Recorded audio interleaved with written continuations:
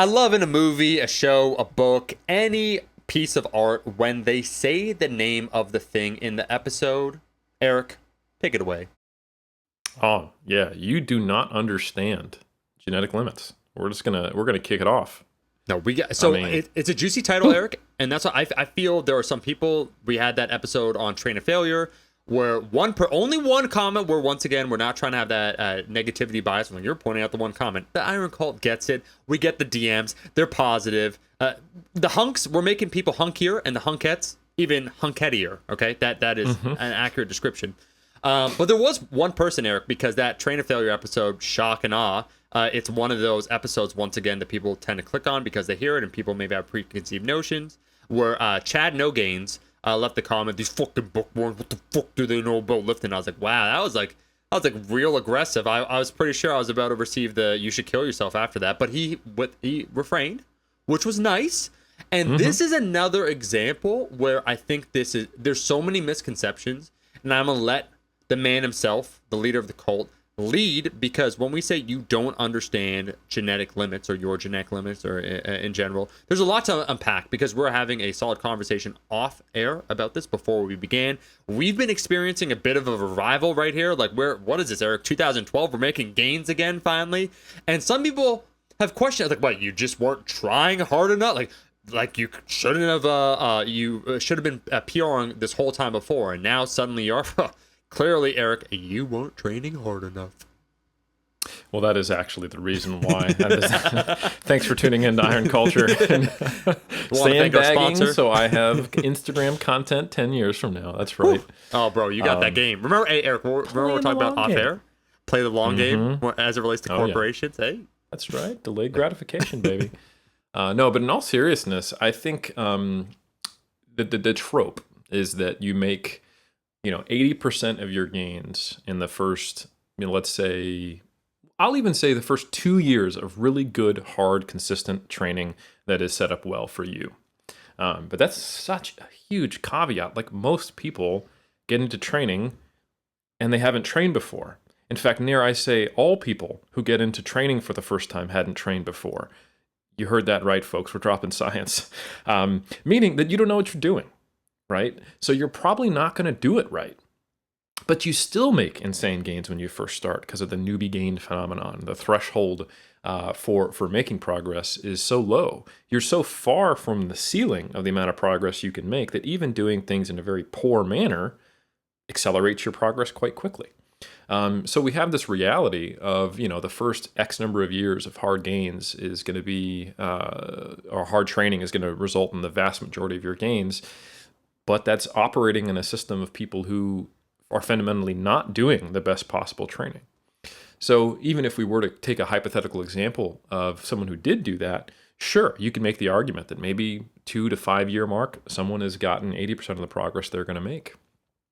But I think what people don't understand is that doesn't result in a limit, 4 or 5 or 6 years after that.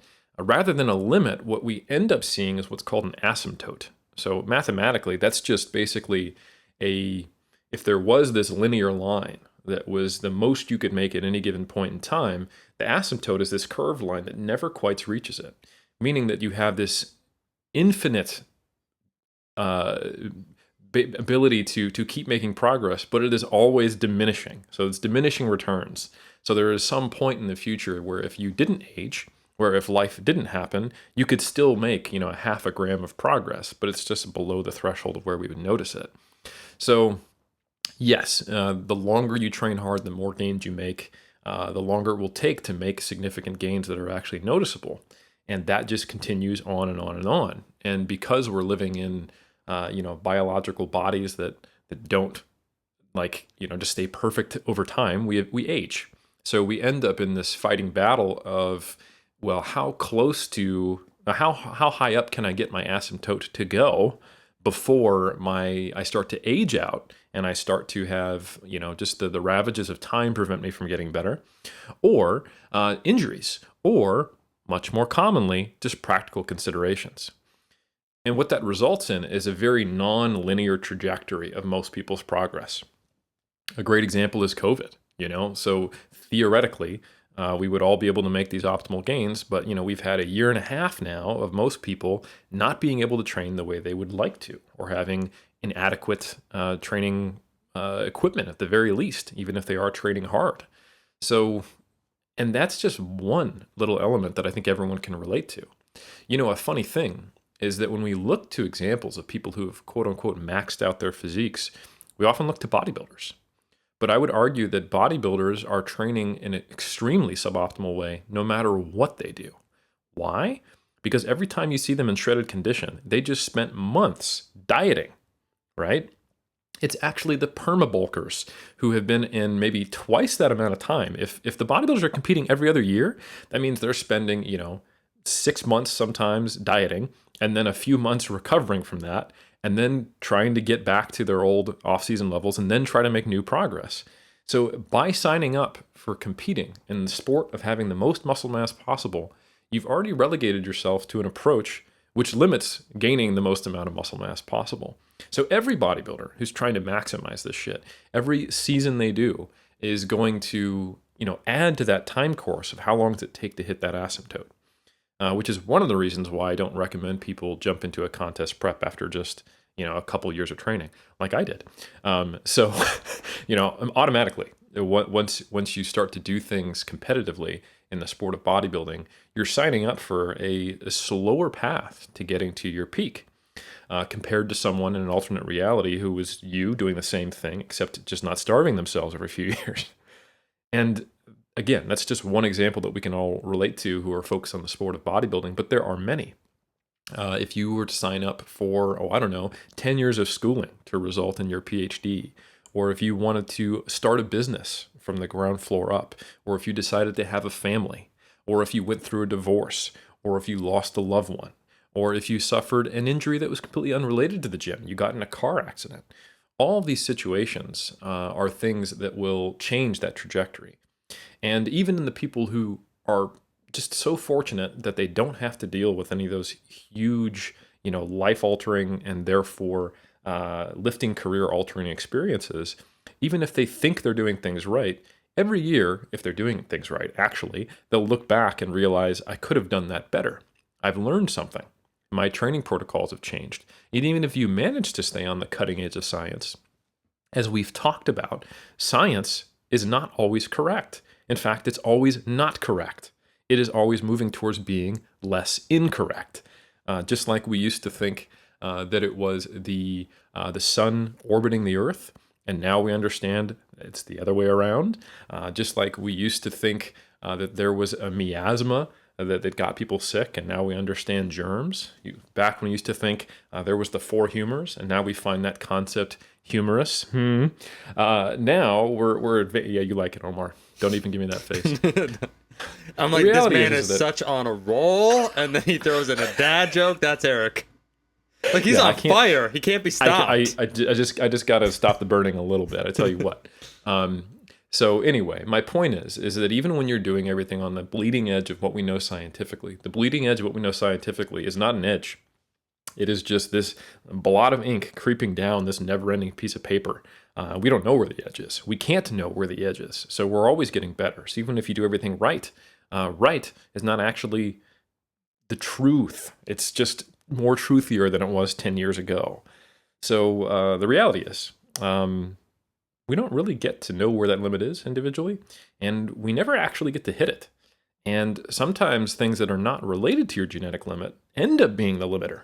The fact that you've got a new kid, you're doing a PhD, you're starting a job, and you have a knee injury. How big can your quads get? Probably more related to that than whatever your genetics might state. So anyway, long-winded monologue, but I think that's where we got to start. Eric, so much, man, to talk about. I'm going off on a tangent, and I'm going to fight back against those on a natty crusade, to be honest, that basically try and do a disservice to the pursuit. And again, so I say the natural pursuit only because when you involve anabolics, it shifts the overall curve of your potential. And so there's a lot more unknowns you're dealing with. Like, how far can you go on that path? And so I think if we talk about someone being natural, you'll see that diminishing return occur over time. But there's that theoretical point, Eric, and this is what irritates me, that a lot of people that don't have the patience, the willingness for a delayed sense of gratification will project their own feelings by saying you're not you, when I say you're making no gains, but the collective you, that essentially, if we look at the metrics, if we do the calculus, remaining natural is not ideal and it's not desired, because essentially what you're doing is not yielding a return that's desirable for them, but also they're trying to make the argument for en masse, for everyone as a whole. So basically, all of us will reach this point, Eric, 7, 8, 9, 10, doesn't matter, some point in our lifting career, that our gains will be so seemingly insubstantial that it's not even worth it to pursue it, because why do it if you're not getting a certain amount of results? And I take great umbrage with that, only because you're choosing to define with your own subjective reality what's going on with myself, my own, like, so your perception of how long things are taking, you're then trying to apply it en masse to everyone else that chooses to take this journey. So me getting a PR, 5-pound PR every single year, if that makes me happy, if that's something that, you know, I'm committed to this and this journey is something that I enjoy, that's your own prerogative to believe that, hey, it's not worth it for me. But this overall conversation, one thing that irritates me is this generally accepted fact, I would say, like fact in quotations on social media, that there's some point where it's just not worth it. And so the idea, because you're comparing apples to oranges, like, oh yeah, like year 8 natural, you're going to gain 1 pound of muscle. It's like, but if you just go on anabolics or something, it's like that year 8 goes from 1 pound of muscle to 10. So why wouldn't you do that? And I think there is the last thing I'll say, because I don't want a monologue, man, but on that, I think what people tend to forget, to your point, Eric, is that as you go further down the path, it's the assumption that even you're doing things optimal in the first place, and we could talk about what that means. But let's say that you are doing all these things and you're trying to get better, and yeah, there is a point of diminishing returns. Every aspect of yourself, as you continue on that asymptote, as you continue on that journey, has to essentially get better. So I'd say your mental skills have to level up. So your resilience, your toughness, your ability to show up, your ability to manage your time, because let's face it, it's pretty much a universal fact. The older you get, the more responsibilities you have. So you almost have to become more skilled over time. So while you might be seeing the raw number of what's being accomplished is 5 pounds, I would put forth, I'd posit that those that stick in the game long enough, the amount of focus that they actually have to do to get things right, and therefore the overall skill requirement, the skill check, if this is an RPG, gets higher and higher. And so those that are willing to endure almost the mundane affairs of the day-to-day will reap those small but notable rewards over time. And it's almost a great undertaking. So we talked about the concept, Eric, of asceticism. So the idea of not like through suffering or through discipline, achieving a higher sense of purpose, right? Of something that we're doing. This is, to me, kind of similar, that when you're in that asymptote, when you're in that line, when you have a family, when you're doing a PhD, when you have a business, we have all these considerations, when like your body's starting to feel achy because you're getting older, to pull through under all those circumstances, and even in the face of that adversity, to be able to make progress is in ways almost more impressive than your 2-year training self that showed up, kind of didn't do things right, had a lot of heart, and put on the Rocky soundtrack, and you had no obligations, social obligations, family obligations, anyone. You're able to be selfish, narcissistic, and you're able to pursue it, and you feel that, oh, I was training harder back then. It's like, nah, man, but you got your shit together on year 11. So what I do take great umbrage with are the people that try and paint this rough picture that encapsulates the natural journey as being one, both undesirable for everyone and also not worth it. So something that people shouldn't try and pursue in the future. Yeah, I think, people do definitely get heated when you start using the natural or the enhanced labels, because they often will identify with them. Those are consequential decisions in our industry or in our community. The decision to go enhanced, I think, is something that it's worse than the history of our culture, has been vilified, right? Yeah. And at best, like you were talking about, is seen as an acceptable choice in the more agnostic and non-morally divisive people who look at it this way. And I'd like to think I'm one of them. I choose to be natural, but I'm not anti-enhanced. I am just pro-natural, and especially primarily for me. So, but I do understand for anyone who does go the enhanced route, they tend to create an identity around it. And this is just my subjective observation looking at it. I don't think that's true of the majority. I don't know what it's like to be enhanced. I just know that if I'm going to be an iconoclast in society and go against it, I also am going to arm myself against the critiques that come my way. And I also need to be able to rationalize the decision in the first place, or I wouldn't have done it. So I think it is very normal for someone to kind of, state those tropes, and I can understand where they come from. So to draw a parallel to what you're saying, by stepping outside of using the example of anabolics, I think people will better understand what you're saying. Let's look at it this way, and I'll start with the one you already used, comparing yourself in year 1 to yourself in year 6, 7, 8, 9, 10, or year 20. You have to be more savvy. You have to work harder. You have to dot more I's, cross more T's, and learn more, and therefore you benefit emotionally and intellectually more from the process of making gains when you're in year 10 than year 1. Year 1, like I said, you don't know what you're doing, but you're making the best gains of your life. What have you learned? Very little. You learned lifting makes muscles grow. That's about it, And so that means that while you're making your best gains, really only benefit you're getting from that is those gains. While the benefits you're getting later down the line, where you have to have more skin in the game, you have to produce more effort more consistently across more variables in your life to make progress, it arguably makes you a better human. That's the whole reason we have this podcast, right? So I don't think anyone would disagree with that things have more meaning when they're harder fought, and you learn more from them. But another example would be, let's take the genetic elite.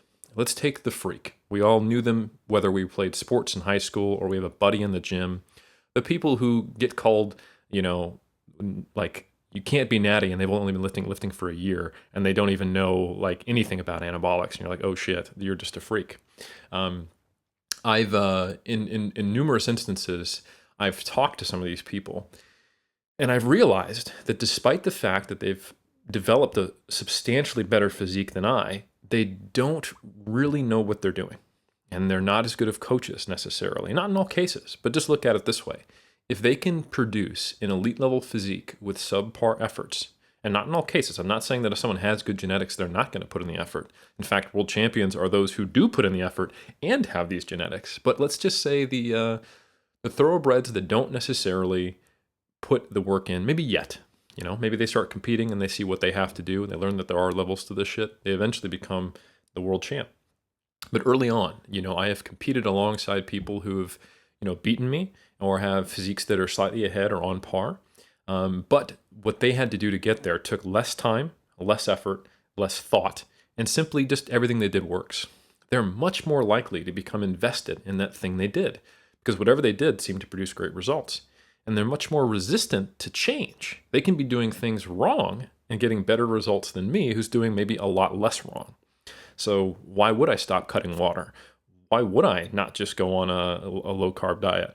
Why wouldn't I train with a suboptimal training design and poor form? I'm not getting hurt. I'm still making gains. I'm clearly doing things right, and you're just a lab coat, So I think that's something a lot of us can relate to. We can see that people who have gains that come easy to them, there's less reward and impetus. There's not a carrot there for them to get more out of, to benefit from the gains they're making. So I think the issue that you're taking umbrage with, Omar, it comes down to the central idea that the only benefit of lifting is the gains you get, rather than what you learn from that process or how you have to grow emotionally and intellectually to get those gains. And if they're very easy to come by, therefore necessarily there'll be less benefit outside of the actual gains themselves. And don't get me wrong, I don't think everyone needs to place values on lifting the same way we do. I love the growth that I get outside of my muscle cells from the process of lifting. The lessons it's taught me is the reason why I'm sitting here today on this podcast with you, and why I have my education, and why I have my life disposition, and why I think I have more meaning in my life. That's awesome for me. But if someone else is really looking at this as look, I'm trying to get my body to look this way. Hey, if you want to have a suboptimal training program, lift twice a week, get it done, and go on a light anabolic cycle to get to the physique you'd like at the pace you want, more power to you. We're just not doing the same thing. So I'm not going to judge you, and I don't need you to judge me. That's basically how I view it. So Eric, one thing I will clarify very quickly that I want to say is that if I had to create an avatar of the average person to say those comments, interestingly enough, I would say that person indeed is natural. And that person has basically fallen into a pool of nihilism, and that's essentially they're natural for now, Omar. Yeah. Like, if they stick with it, will they remain natural? It's like, but just as likely, Eric, this is crazy. They often will just stop training, and that's one of the things I wanted to touch on very quickly. Is that actually real quick? Can I tell you what their actual arc of their life is? When I see those comments, they're probably natural. Yeah. They're going to go on gear. Yep. It will turn out not to be magic for them. They'll make some progress for a while. Then they'll go off it, quit lifting altogether, and they'll be playing, I don't know, Fortnite a year from now and not lifting anymore. So I don't really concern myself with a lot of those people.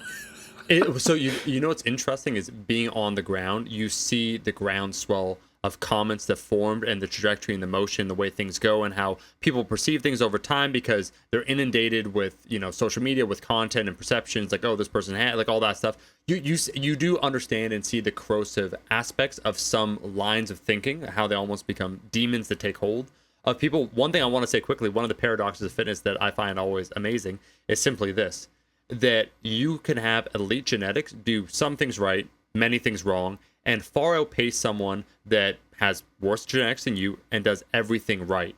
And so it's not to say, once again, it's not to diminish the role of doing things right. It's just the gap or the standard deviations that occur when we talk about genetics. And that muddies the waters. And then one of the things I was going to say just real quick about that person that might be leaning, I guess what I'd say, towards nihilism. I think one of the aspects where I joked about taking umbrage is that it's the assumption that your desires are my desires, right? So what you want and what you derive out of it, that person, be like, I want to get the gains, I want to be allies, I want all that, is the entire story for myself. And that's where I derive my fulfillment and my sense of purpose. So essentially you're condemning or you're judging what I'm doing, or other people, I'm saying myself, but I mean those that choose a certain path, and not having the emotional empathy, basically, to try and understand someone else's choices. So you're disgruntled by what has occurred with you or how you perceive things, or maybe, once again, that terrible feedback loop of social media, and now you're almost projecting it onto another or onto other people and trying to make that the accepted norm. Like, we all hate remaining natural. I'm like, no, maybe you do. It's like, maybe, hey, you do you, boo-boo. I'm going to do myself. And so it's just what it is like we joke, Eric, like late stage capitalism. We're like, I'd call this, we're almost entering what I would call late stage naturalness. And I don't mean, again, I'm not trying to place being natural. I was the person, like I went to the untested meets, right? Like I had a lot of homies that trained at Ford as an example. They're untested. I don't have any problem whatsoever. It's just that the choice, so what was like a classical choice was, oh, you get gains, you get strong. One of the tent poles that was propped up here, because this is like, I'm talking really like boots on the ground, I mean, listening here, like hearing what people were saying, is that getting stronger, even, not that people get jaded, and that's what I want to talk about, like your journey, but 500 pounds, the subjective perception of strength has shifted over a decade. Well, I think also it is about validation. It's a question of validation, because a decade ago, you could be validated, seen as being a strong boy or a goyo if you deadlifted 500 pounds, that like sub 200 pounds, right? Like, Eric, that's impressive. 2011, I remember that guy, Jay Rhodes. I can't forget the video. It's like 4 million some views. At that time, in 2010, 2011, no one had seen that. A guy weighing 175 or 170, deadlifting 500 pounds, majorly impressive. Now that's slipped away because we have become so accustomed to freaks performing at their best. Someone at that weight class now deadlifting 700 pounds, 750 pounds. It's so far away from being feasible for the average person that, once again, it's a pursuit then almost not worth doing. So it's like, on one hand, I'll never be who I want to be, which is defined by other people when you think about it. And then on the other hand, this journey to me is not worth undertaking, because my result of what I'll get in any shape or form, I'll never be satisfied. So it's a question of being perpetually unfulfilled. And so I just find that interesting. And I wish if I could talk to that person, I'd give them a hug, because I let them know it's like, hey man, there might be a lot of us, and this is the final thing I'll say, all this stuff where people are like, oh, there's like the philosophical underpinnings that they talk about on our own culture. You don't walk in with that stuff on day one, right? With Eric, our first session, we were like, oh, yes, like the great antiquity, the stories of mythology of self-betterment and redefining oneself, and the phoenix rising from the ashes, Ouroboros, like the serpent that eats and redefines itself. None of that stuff was there, right? It's like bicep, curl, muscle, grow big, right? Like that's you having skin in the game over time. You derive more meaning from that. So it's just that like inflection point where they're on the precipice of maybe making an actual change within themselves, but it seems too daunting. And in that existential dread, they almost turn to nihilism. Rant over. I think you nailed it, dude. And I think one thing to remember anytime, and this applies way outside of the realm of lifting, when you go, that's so stupid, there's no reason to do that. That makes no sense. When you see someone else do that, to be very, very charitable, perhaps objectively that's true in some cases in the world, or they're just fully misinformed. There is always a reason, of course. Maybe they are just completely irrational. But I would say 9 out of 10 times, the only true statement is not there's no reason to do that, you're so dumb, that doesn't make any sense, is I don't understand you because you're not me. That's the only thing you know for sure, is that you don't get it. So maybe that should modify the confidence at which you post these supposed pluralities at the least of viewpoints. But I do think the specific one of kind of like that clapback against being natty is one that is, I just give credit to people like that. I do think it's directly proportionate to the anti-enhanced mentality that was very common at a certain stage, in society broadly, and still there, and then even in the lifting community. So I'm all for, people having the option. But the funny thing is that I've had, like you, tons of enhanced brethren and sistren who are lifters. I've friends with IFBB pros. We've had the great late John Meadows, who was on the podcast multiple times. Yep. Very sad to see him go. We've had other enhanced lifters on both the strength and the physique side of the sport on Iron Culture. And trust me, if you come on Iron Culture, you have to kind of become friends with us because we're so annoying and we talk about so much other stuff that we generally have relationships with these people. But we've had a lot of people on, and we know a lot of people in our personal lives who are on that side of the fence. They are almost never the ones who have those type of views. No. They have far more in common with us, plus a little extra gas in the gas tank, a little premium grade, than they do with the folks who are kind of in that existential crisis state that you're talking about, Omar, for sure. Yeah. Eric, I don't know if I've shared this on Iron Culture, but just speaking of where we said, RIP, late great John Meadows, this is a funny story that I was at the Toronto Pro Show. So this place where there's bodybuilders, natural enhanced, cool. I saw Kai Green, and I was passing him by. It is like 5 years ago. And I said, looking large and in charge, Kai. Right? Because he was just, for once, he was just, on his own, right? And I just saw him like, he's a cool dude. So I said that, and he said, no, you are, brother. As I walked by. And that's how I knew he was just a very nice guy, where I'm like, no, I don't. Like, I'm in this t-shirt, like, Eric, I'm at the pro show. No, I don't.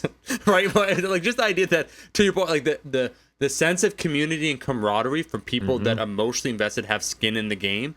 You could train with someone who's enhanced or vice versa, and you could become training partners, and you could develop a strong bond, and that will not be the barrier. But the person that's either not, I'm not saying they're not willing to be committed, but maybe there's other thoughts in their mind, or there's other reasons why they do this, or what they derive out of it. That is a much bigger barrier than like, oh, dude, like, yeah, you decided to be enhanced. Hell no, like that is not the barrier. So that was just a funny one. I still remember that because he had his hoodie on, like, it's like Kai Green. He has his hoodie on, and I just said that, and he just said, hey, Eric, it was an instantaneous response too, because how many times has he been called big, large, chief, humongous, like added another adjective? So he, like, when he fired that back, it was instantaneous. It's hilarious.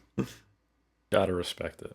And you love to see it, because it just speaks to exactly what we were talking about, that at a certain level you get more out of this. And I think the disconnect is really that it is at whatever point the person is who has that viewpoint and makes that comment, they're only able to see what they can extract from lifting. They're only able to see what is the direct immediate benefits to me, to my body from lifting. And I think that's just it's a really tough way to view something. And we've got a ton of sports psychology data where when you bring in monetization and pay into sports, and when you focus on just competitive outcomes, that it actually reduces the enjoyment and the meaning that athletes get from it. I've talked about this before. I'm not going to cite the children drawing study again for the Iron Culture listeners. As long as we're not throwing the baby out with the bathwater, these children are still allowed to draw. Correct. They can draw. They don't need to be drowned in a river or anything like that. We're digging in the crates, folks. But the point is that if there is only extrinsic, objective benefits from lifting, it's only about the pounds I add to the bar, or only about the inches I add to my arms, you're probably just not going to stay. Like Omar said, it might start relatively, kind of transactional like that. It might not. I'll be honest. Like, I wasn't thinking about, like Dave Draper when I first started lifting, or the philosophical underpinnings of grit. But I absolutely found this like deep love of the process of lifting when I started. And I tell you what, there's a lot of things where I was able to see immediate rewards from doing it, but I just didn't like it. Like running. Like I got my 400 meter time improved greatly from freshman to sophomore to junior year, but I hated the whole time, so it just wasn't something that I enjoyed. So I think ultimately there does need to be a little bit of a hook. We say being bit by the bug. Being bit by the Iron Game bug does not mean I saw gains only. It is something that is difficult to describe at that early stage. You just know that you were drawn to it, and all you could think about was going to the next session and reading muscle magazines and all that stuff. So anyway, I think we've hammered that point home to the point where the head of the nail is below the level of the wood, and we can move on. But ultimately, what we want to get back to, because this was a bit of an important tangent, but a tangent, is that progress is not linear. And people just really don't seem to get that. Like the common one is that it's impossible, that it indicates some type of foul play, that if someone who's been lifting for 15 years makes a PR or seems to improve their physique on stage, something funny must have happened. Or the other one is just that it's super uncommon. Like that's the exception, not the rule. But I think, to be honest, this is one of those things where, like, on paper, you make X amount of progress over X amount of time, and then it slows down. But while that is the quote-unquote rule, there are more exceptions than there are rules. Because every single time you see someone make progress, and it happens all the time, you try to unpack why. And if you don't just want to be the person who's like, not natty anymore and cheating, then you find out, so let's see, Eric squatted 495 in 6 years ago, and it took him 6 years to squat 6 more pounds. What's going on there? There was an injury. So how was he able to make progress again? He could actually squat again. So we weren't looking. Okay, well, that's the exception of the rule. That doesn't count. Okay, well, how did Jeff get on stage 10 pounds heavier after having competed in the sport for 2 decades? He actually figured out to diet longer and take diet breaks and lift more effectively. So he actually wasn't bigger. He just retained more muscle mass during contest prep. Okay, but that's the exception of the rule. If he'd only done things right the first time, he would have been 170 pounds on stage in 2010. But if those ifs, when you start to actually look at it and you keep being exposed to all these things, if you're in the trenches, if you're in the community, they outweigh the number of times where things actually go according to what it's supposed to be on paper. So at what point do we have to abandon a rule when there's so many exceptions? And I would argue we don't necessarily have to be this or that. It doesn't have to be black or white. We can understand the theoretical idea of there being diminishing returns and gains as you get closer and closer to your ceiling. But we also need to overlay that with like the biopsychosocial model and just the realities of life, and understand that because of that, you should no longer be disappointed that it means it'll take even longer to get to where you want to go, but be happy that at some point, 16 years into your career, you might hit a milestone you thought you'd never hit. And that is something, Eric, to look forward to. When you're describing that, basically, one's progress, how it actually will look like and what people perceive versus this linear ramp up, like, okay, like I'm going to keep making gains, and then slowly diminish. You might have pockets, and I bring up that 2012 for myself when I joined a real strength gym, where my personal perception of how hard I was training, and I mean the actual reality of me going to RPE 10 every single set on deadlifts. I'm training as hard as I can. I'm doing everything I can. I'm trying to recover. And this is this is as fast as I can become stronger at this particular movement, the deadlift. So my deadlift increased from 385 to like 415 in a year, 30 pounds, and then somehow the next year, beltless to beltless, it increased 90 pounds, and then in that year I deadlifted 545. Right, and we've shared these stories, but that's like year 5 of training, right? This isn't like a year 1. So my largest increase in a particular movement was in year 5. My largest increase actually in my squat was actually year 6 or 7, the raw total amount.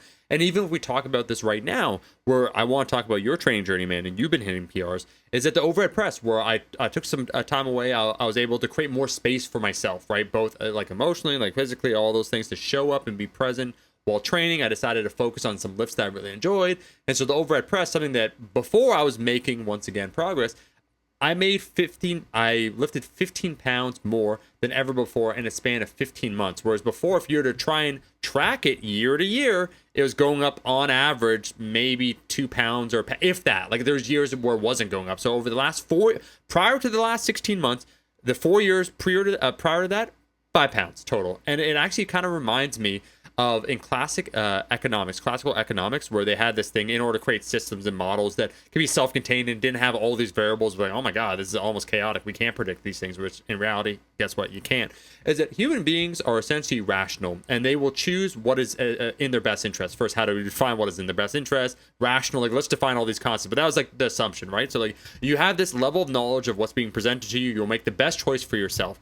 And we've seen it fall by the wayside. Like, what a naive notion. In the same way, I kind of think in one's lifting journey that because you reached a point of stagnation, that this is your limit, or things are grinding to halt, or things are slowing down.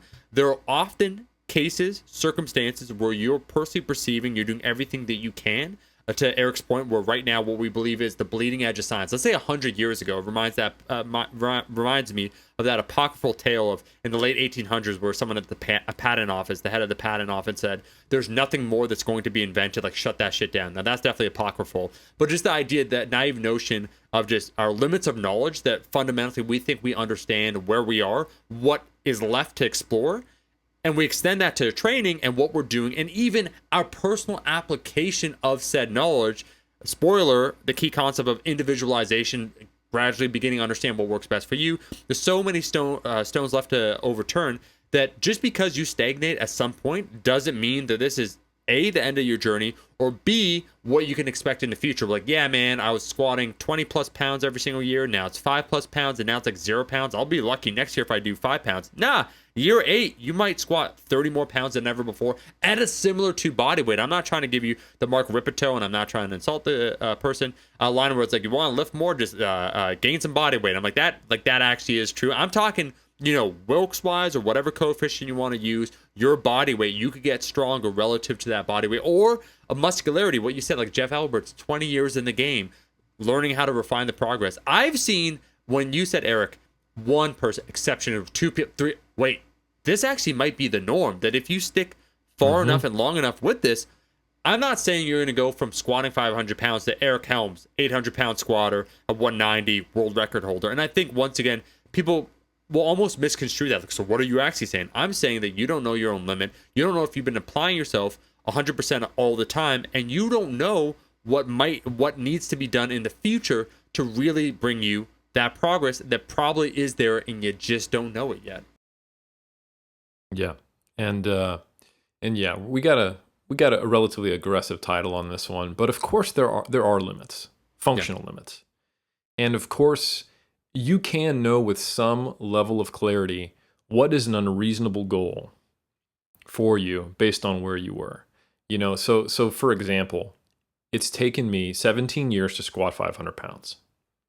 I'm not going to squat 600 pounds. And I don't feel like I'm being nihilistic or unreasonable or anything like that. Hey, outside chance I could hit 550 if I decided to go all in on powerlifting? Maybe. But I'll tell you this. If I squat 600, I've got squat briefs underneath my my pants, and I'm lying about it. You can call me out 10 years from now, okay? It's probably just not going to happen. So, that's something, right? You know, like you were just talking about squatting 800 pounds at my level. That would be truly elite, outlier, world class. Call up Ashton, let him know I'm coming for him in the 93s kind of situation. And we know that is not going to happen for me. So of course we do have some knowledge, but I think ultimately, as you move along this spectrum of meaning from what you get from lifting, you start to become more and more internally focused. You start to be focused more and more on what am I getting out of this? And you start to compare yourself to yourself a whole lot more. Yep. So I am much less concerned with the fact that, to be honest, when I squatted 400 pounds back in 2006, that was probably more impressive than squatting 500 pounds in 2021. And I got a whole lot more props back then, even though it wasn't even on social media. It was just, you know, the people around me and like the forums and whatnot.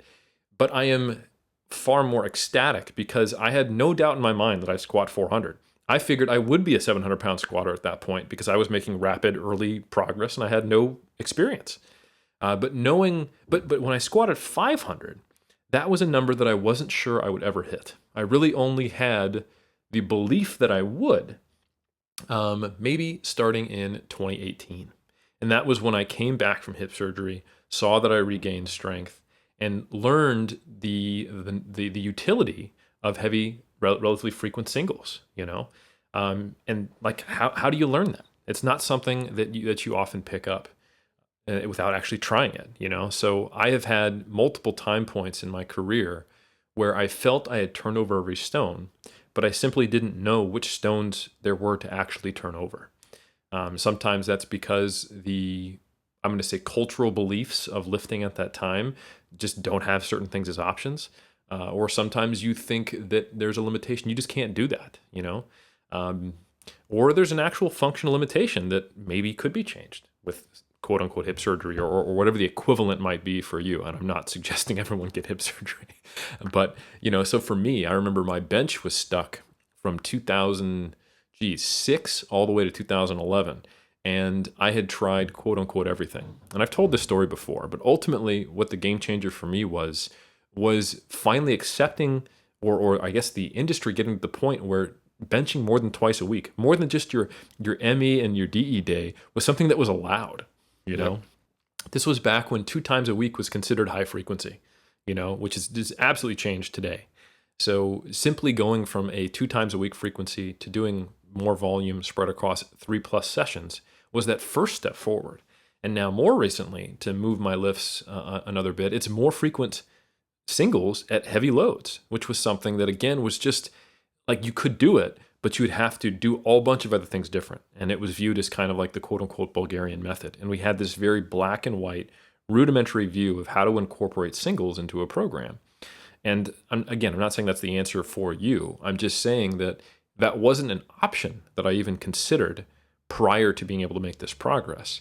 So yeah, you might be at your limit right now based on what you're currently willing to do and what you know and the life constraints you have. But that's not actually the limit. That's just the limits of your perspective and your reality right now.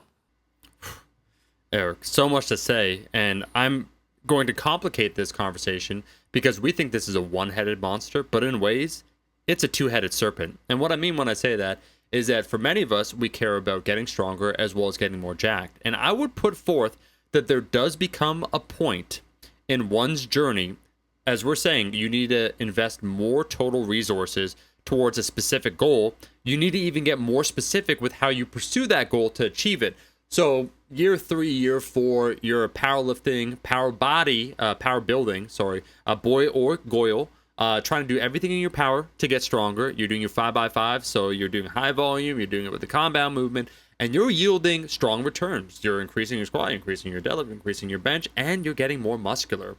But year 12, year 13, using that as your sole vehicle for all those things might not work out the same way. In the same fashion, and I'd say at the same time, when you're nearer and closer on that asymptote to that limit, and you need to invest more even what I'd say emotional and mental energy. So, you know, working up to your singles, preparing everything you're doing. And I'm gonna throw myself under the bus, okay? I'm gonna throw this baby out with the bathwater when I say it, that I think I've left many stones unturned when it comes to hypertrophy, because I'm addicted to that adrenaline rush, Eric. As soon as I start getting a whiff of a PR being in my territory, I will basically probably, from a probability standpoint, do everything in my power to make it as likely to occur as possible. So I'll start investing a lot more mental energy and focus. So my top single for the day, instead of, the level of arousal I'd get before, was like, yeah, like I'm excited about this training session. It's like, okay, like an hour out, like I'm heading to the gym, I'm getting focused, I'm thinking about the movement. And whether people will admit it or not, when it gets to that point, I do think there is almost that spiritual toll it takes that inevitably other movements will suffer. And I'm not saying this is always the case, and this is a global situation. I think myself and Eric can relate to this, that at a certain point in one's training, there needs to be sacrifices. I'm going to build optimally muscle and strength at the same time. And yeah, you can oscillate between the two. You could do a block of strength training. You could do a block of hypertrophy training. But if we're really trying to max out every single thing, I would put forth that getting maximally strong is not the same as getting, of course, maximally jacked, and that it's a hard balance between the two. And often when we have these conversations with these people, or at least with myself, I can say this because, like I said, I love that adrenaline. I love the idea of performing a feat, right, on a particular day, and that exhilaration, that objective consideration that I did something I previously couldn't have done before, and that there was this journey towards this process. Me looking better, I like it. It's like a 7 out of 10 concept for me. Like, yeah, I like it. Like, hey, there's that. I see. Hey, what's up? Right. Whereas that one moment, like that shot, that feat that you're able to perform, it is a memory, right? Like you could call it any of my PRs. I could tell you a lot about that day and give you a lot of details. But it's like, hey, Omar, you look pretty lean in 2019. Tell me about this. I'm like, yeah, like I look good. I was eating oatmeal or whatever. Like, it's like it's way murkier because it's a sustained feeling.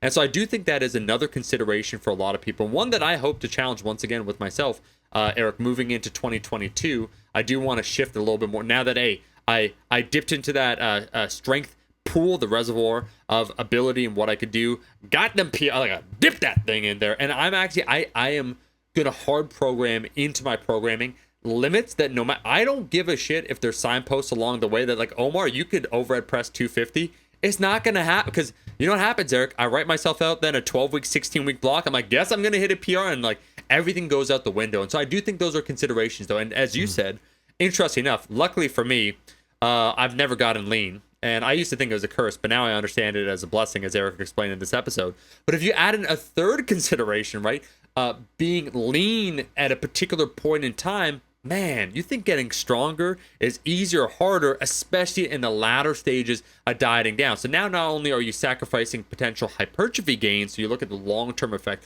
of your total training career, time spent being in a caloric surplus, now you look at total amount of time basically where you're in a more or less okay environment for hypertrophy and then also strength, and it's 60-70% of your total training time. So you're slicing up this pie, the goal that you have, this Venn diagram, trying to see what it intersects, and it starts getting complicated. And that's the reality, I think, for most lifters, because no one, we encounter those classical purists, Eric, in this day and age. Like, I'm a bodybuilder. I'm like, man, I think that's dope that you know who you are. Or like, I'm a powerlifter. I don't give a shit about looking at. I'm like, that's also amazing. And then there's me, where I like to do it all, and I'm trying to figure it all out, Absolutely, yeah. And as someone who also shares strength and physique goals, and competitive strength and physique goals, which just makes it a little harder. Yep. It doesn't get done without phasic specialization at this point.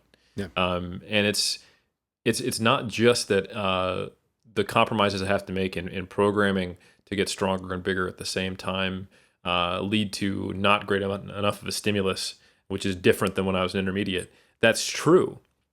But also because of the amount of effort, the time course at which it will take, and the mental focus that I have to have and the singularity of goal, it means that I have to dedicate that time phase. So just to put some numbers and some perspective on that, I spent the majority of 2020 training specifically for Olympic lifting. And I did that from, say, March all the way through August. So about 6 months. And that was something that I'm far more of a novice at, and my ceiling is a lot lower, to get back up and then beyond my technical level of skill that I had when back in the day I did Olympic lifting. And then I put the pin in that. And don't get me wrong, my squat, my deadlift, my bench, all got a little bit worse during that time period, and I lost some muscle mass in certain muscle groups from that time period. Since late August of 2020 until just now, so 11 months, almost a full year of training, I have been hyper focused on powerlifting. Yep. And that's what it took for me to go from, I did a meet just 6 weeks after that Olympic lifting meet. I totaled 600 kilos. And that was basically, hey, just shifting gears and getting right back to kind of my baseline.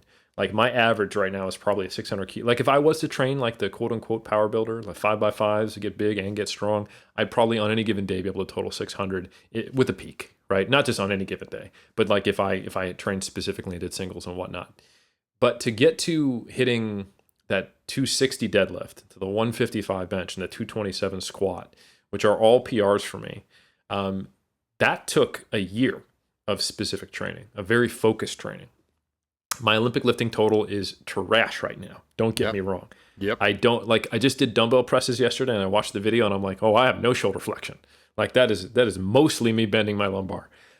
So like I lost the mobility. I don't have the motor pattern skill, and I know what I'd have to do to get back to it. And it's simply not something I have time for based on my other goals.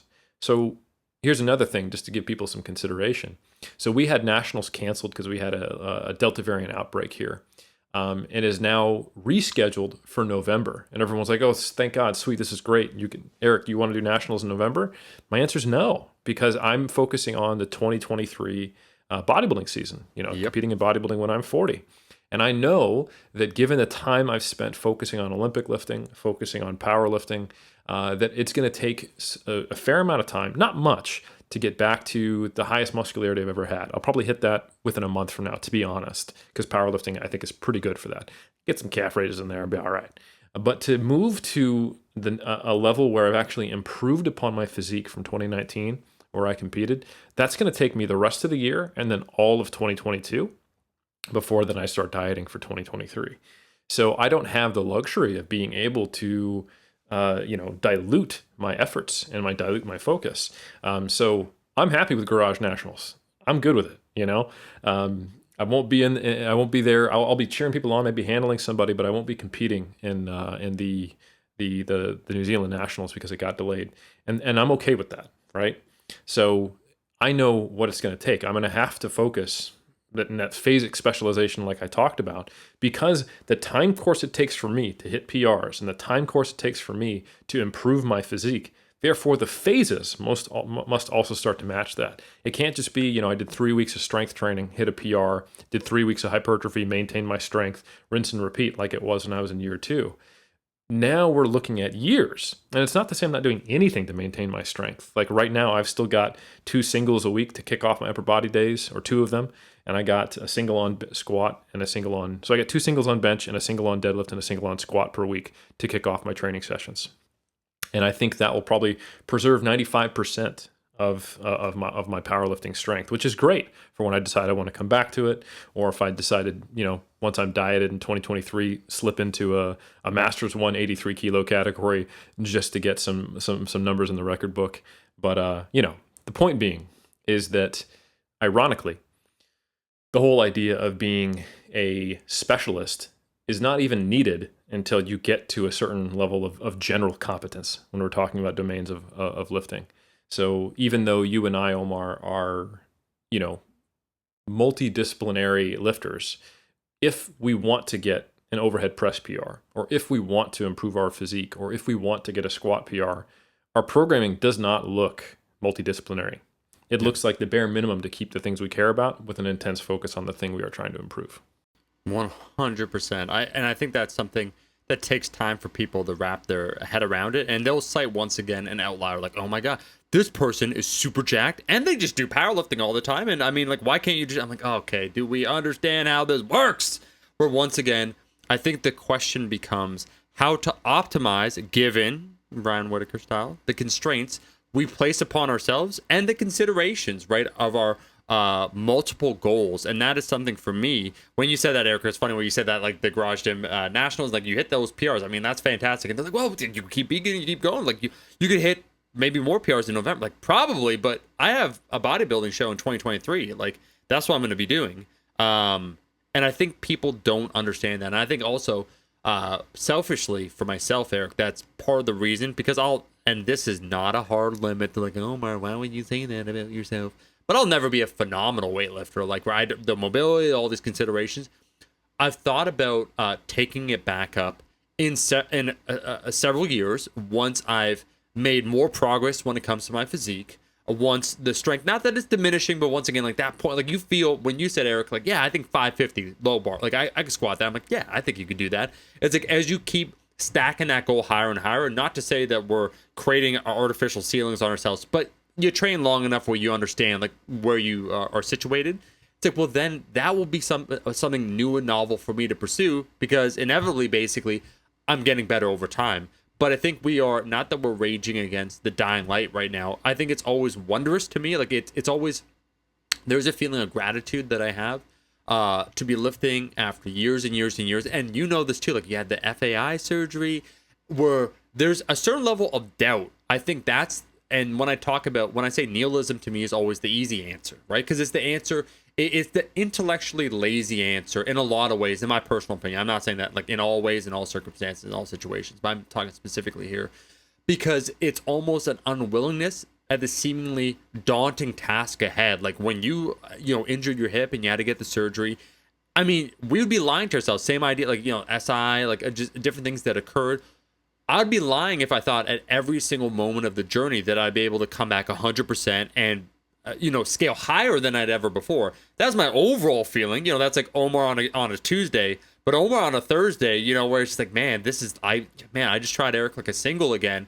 And like my back is really bothering me now. Like I lowered the volume. Like I down regulated my training. I shifted everything around, and I'm kind of still back here. And it's not this perpetual doubt that one has, but it's an entire emotional journey. And I think that's why like you almost have to become a wiser lifter over time so you can deal with that volatility that occurs in everyone's lifting. Like that, the volatility is always kind of in the background for every single lifter, but just your rate of progress is so high you kind of don't notice it.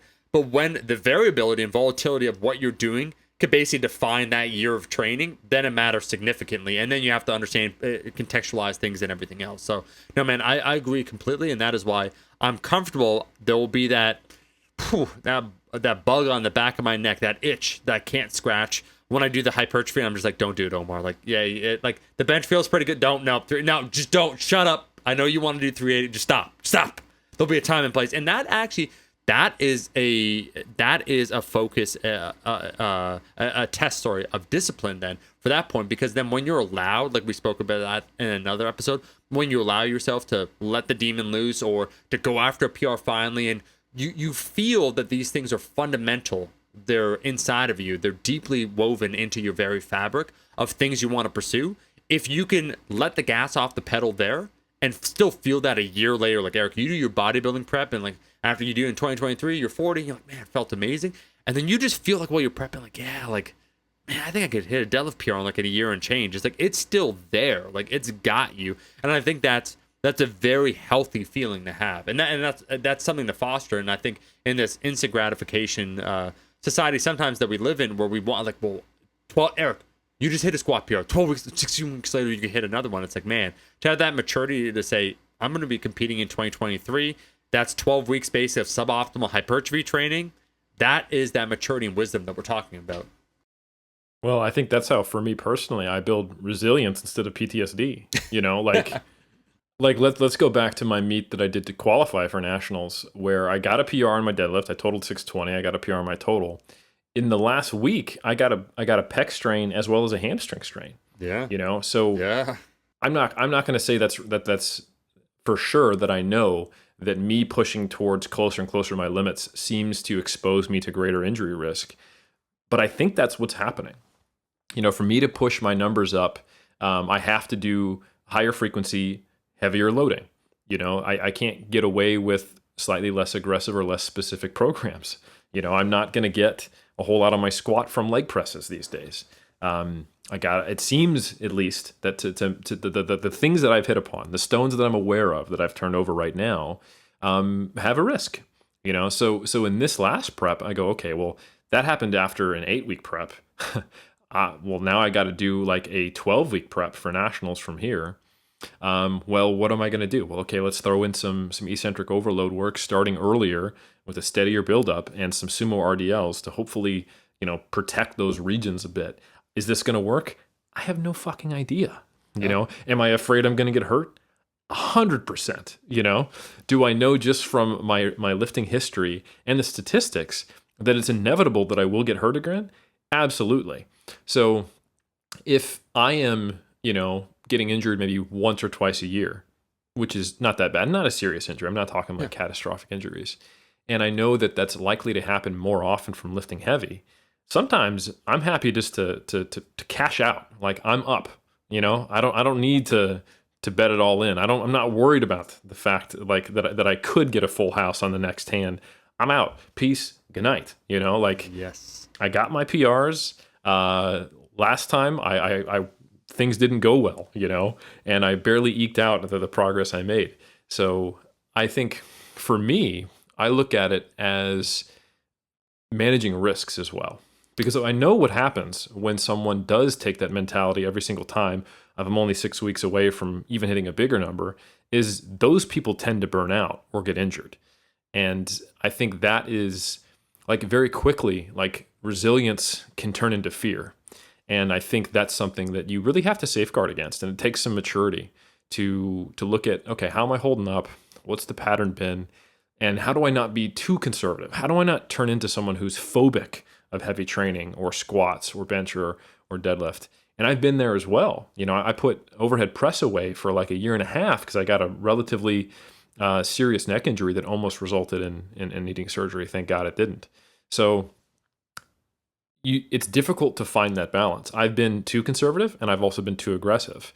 And I've also understood that even being conservative and being aggressive, I have or haven't gotten hurt, the opposite of what you'd expect.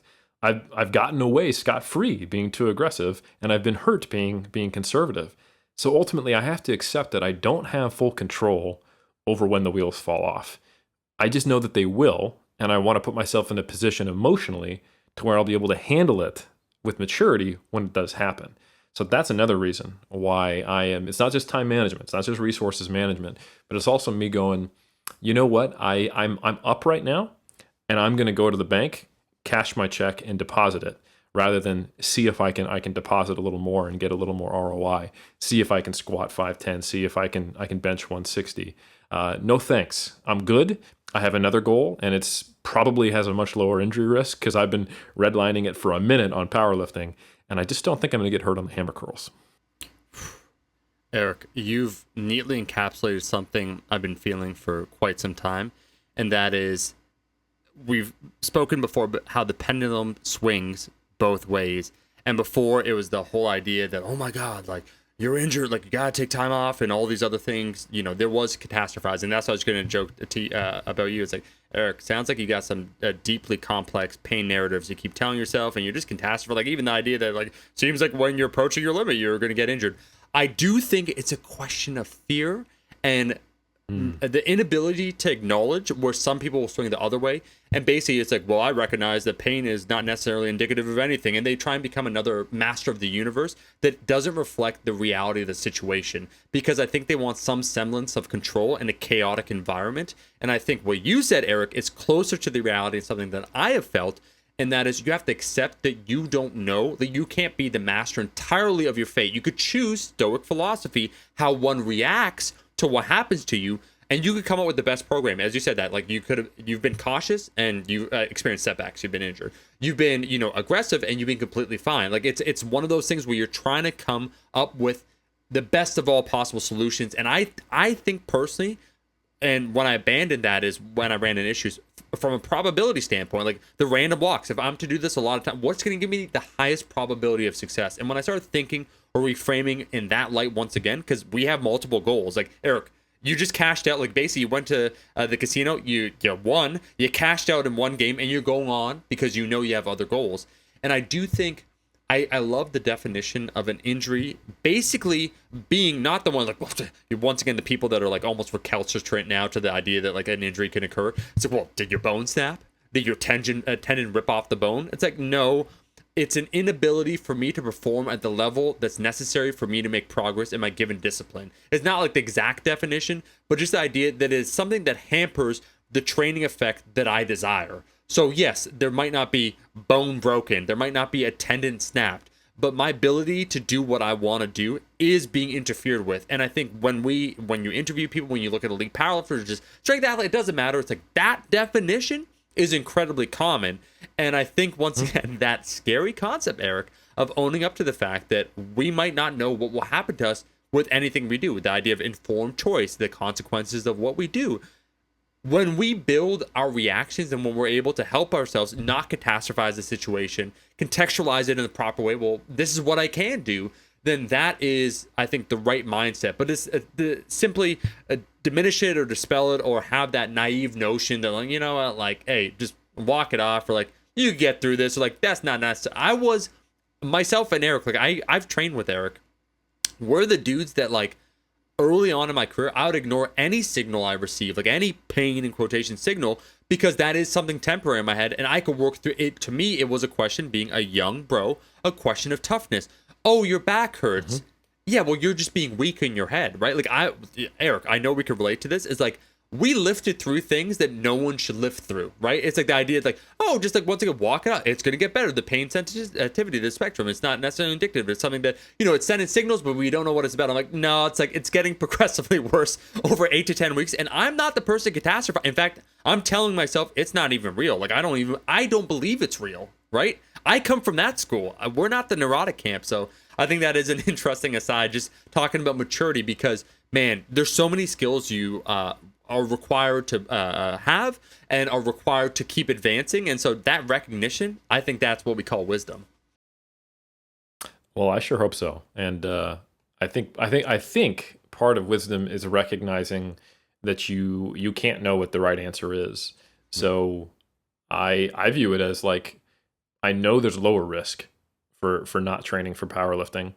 And I was happy to accept the risk to hit certain goals. But I hit them bitches, so I'm good. Like, let me move. I'm gonna move on to the next thing. You know, I won. Yeah. This is blackjack. I'm cashing out. Okay, you go on your journey. Okay, I'll see you later, player. No, I totally know what you mean.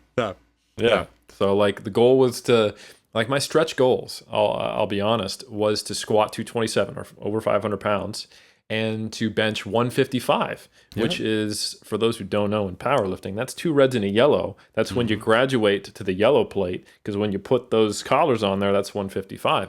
So I done did it, even though I didn't have those plates at home. But the point is, I hit the stretch goal.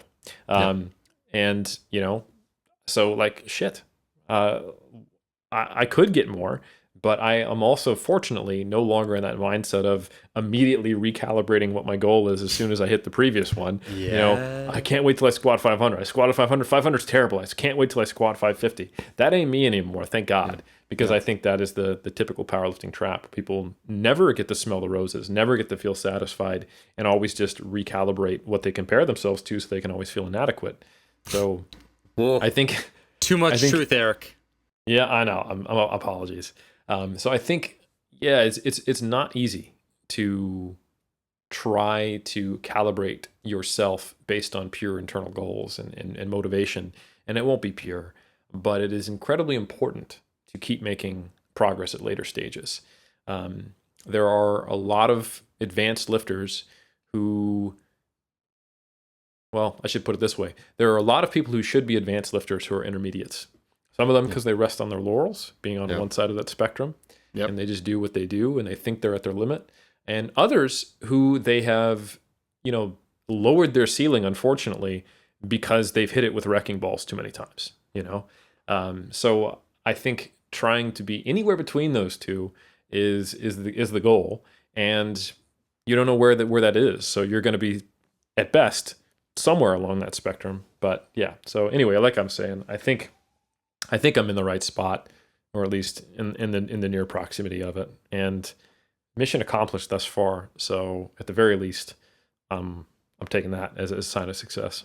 No, I mean, that's the only, how can you interpret it any other way? Okay. And this isn't even being charitable, but I do think, once again, it's even more powerful when you accomplish goals at that stage because you know what went into it, right? Like there's a difference, man, between doing a 12-week peak, not really knowing anything about training, and smashing a new PR and just feeling like I'm unstoppable, and then basically knowing the edges of your limit, knowing elements of fear within yourself, and then overcoming it. That is far more powerful than basically the undefeated person that's never tasted that setback that tends to occur, licking your wounds and coming back in that entire journey. And I do think that once again, when we talk about the idea of understanding your limit and therein where it lies, is that oftentimes in many situations and things that we do and things that we choose to do, sometimes I like what you said, Eric. We said some people rest on their laurels, that we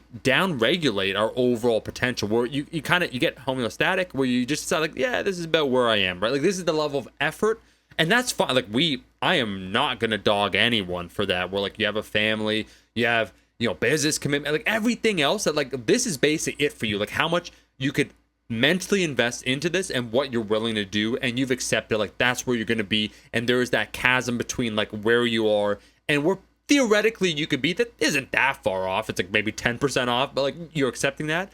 And then the person that thinks maybe this is the limit, but it's like you haven't taken that hard look at yourself. And the last thing I'll say, Eric, is it reminds you what you said about the powerlifters, like the idea that they set that perpetual goal so they can always feel inadequate. Man, I mean, that level of truth, that I think it takes guts and courage and a certain level of conviction to look at yourself authentically and be able to see some of the holes and understand that sometimes we are creatures of convenience. We're like, all I've ever known is powerlifting. It's like, yeah, dude, but now you're 48, and that's okay if you want to keep pursuing it. But like your last PR was 15 years ago. You're just going through the motion. And we had Dr. Ben House on recently. We talked about some of those health markers. It's like now, like you've gained 50 pounds over the last 15 years, and I'm not insulting anyone, even that, but I've seen it before a lot in gyms, and we've both seen it, Eric. Where basically your health markers go down, you keep doing the same thing, you're not doing it at the level that you want to do it, so you're perpetually dissatisfied, and now you're facing so many other obstacles. Like, man, you have a bad hip after like 25 years in the game. It's not a simple thing telling yourself, hey, it's not that bad, like once again, walk it off, it'll be okay. It's like there's some miles underneath you, man. So it's like to pivot and try and redefine yourself then, it's a lot harder. But I do think what's exciting to me ultimately, Eric, and I don't think it's just us that have multiple interests, is that there are so many different things one can do when it comes to lifting or the physical pursuit of oneself, that if we merely open up the possibilities, there are always journeys to undertake that are worthwhile. 100%. Yeah. And I think now what you're doing, Omar, and I love it, is you're reaching to the folks who weren't completely steeped in nihilism, but they had their toe in that water. No. And they thought, nihilism is kind of nice. Nothing matters. This makes me feel better than hating myself. Right. Yeah, I can understand. Right. It's got an allure. But they only got one toe in there, so they're still listening. And some of them may want to sip on the Kool-Aid of getting more out of lifting than simply extracting gains. Others, not so much. And to them, I'm going to speak and give them a little ray of sunshine, maybe get that toe out. And that's to say that, let's say it is true that you made 80% of your gains and it's going to take a lifetime of effort to make another 19%. And you're not going to get that last 1%. Remember the asymptote. Is that the actual acknowledgement and what you see in a physique when it changes, moving from 80% to 95%, is disproportionate. Because getting to that 80% level is common. Most people can do it because it happens in the first few years of even suboptimal training, right? As we've established, at least on paper. But if you are the person who can move from 80 to 95%, even if it takes 20 years, you get to a level where you start getting accused of being the fake natty, or you start getting some accolades. You achieve something that is rare enough that it's impressive, even though it might only be another 5 pounds, or might only be another, half an inch on your biceps. The difference between a late stage intermediate and an advanced physique is small quantitatively, but it seems quite large qualitatively. And this is one of those things where it's not linear, and it is very interesting. And I think it does just come down to human perception. And you can see this get washed out when you see someone who's really used to looking at enhanced physiques look at natural physiques. They don't see those differences. So it is very much dependent on your frame of reference. But think about it this way. Like if you've spent 10 years seeing very little progress in your physique, and then you're able to stumble upon to some of these stones that you can turn over, and you make even a small improvement, it becomes quite visible compared to where you were. And that's something I've experienced. Like I was not that much, in terms of the absolute numbers when I was on stage in 2019 compared to 2011. Stage weight was only a couple pounds heavier, but I was far leaner and I was far more complete. And I was just, not to sound arrogant, I was blown away by my physique in 2019. I had finally achieved something that I didn't think was possible, that I was only dreaming of. I still have a lot of improvements I want to make. And I know that I wasn't as competitive as I wanted to be compared to others. So that's that dichotomy of appreciation, but also striving for improvement that is difficult to balance for sure. But the point being is that objectively very small changes at a certain level can have a certain qualitative element that will surprise you. So that's why looking at just the numbers on paper or what's theoretical can be misleading, at least in terms of the experience or even the accolades or fist bumps you might get. No, Eric, that is an incredibly important point. And I do think, once again, like we talk about the idea, like, pragmatism, for those that are willing to buy in and do it, the perception of other individuals where that extra 5% can make all the difference in the world. I mean, that is at the highest level when we talk the track. It doesn't, like powerlifting, it's 1 in kilos and it's 1 in a handful of kilos at that level, right? So the idea that if everyone's at 80% and you merely go to 85% relative to what the norm is, you will stand out. And I'm just saying, Eric, your 2019 pose where you did side by side with Zane, my brother saw that.